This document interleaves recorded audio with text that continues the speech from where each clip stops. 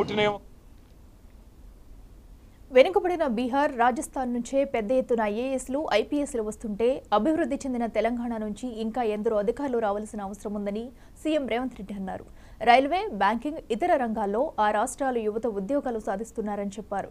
తెలంగాణకు రావాల్సిన నిధుల కోసం మన రాష్ట్రం నుంచి కూడా ఉన్నతాధికారులు ఉండాలని రాజీవ్ గాంధీ సివిల్స్ అభయహస్తం పథకం ప్రారంభ కార్యక్రమంలో సీఎం సూచించారు.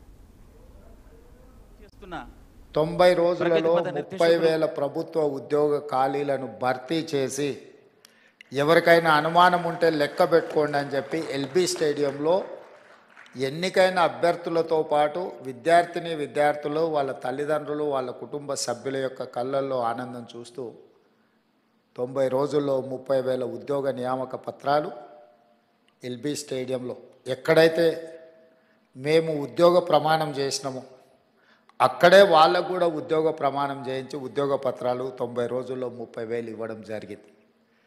దీన్ని బట్టి తెలంగాణ నిరుద్యోగ యువత ఈ ప్రభుత్వం యొక్క ప్రాధాన్యత ఏందో అర్థం చేసుకోవాల్సిన అవసరం ఉన్నది.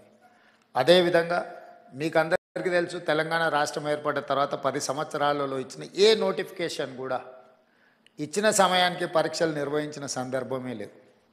అందుకే తెలంగాణ రాష్ట్ర ప్రభుత్వం ముఖ్యమంత్రిగా నేనే స్వయంగా యూపీఎస్సీ చైర్మన్ వాళ్ళ ఆఫీస్కి వెళ్ళి కలిసి అక్కడ మన అధికారులందరినీ, చీఫ్ సెక్రటరీ గారితో సహా అందరినీ తీసుకెళ్ళి కొంత విషయం ఉన్నది కాబట్టి మా బట్టి విక్రమార్క గారు ఎంబడే public service commission chairman Mahender Reddy గారితో మాట్లాడి ఈ విధంగా విద్యార్థులు లేవనెత్తుతున్నారు, ఇందులో కొంత విషయం ఉన్నది, మీరు ఆలోచన చేయండి అంటే తక్షణం పబ్లిక్ సర్వీస్ కమిషన్ కూడా గ్రూప్ 2 పరీక్షల్ని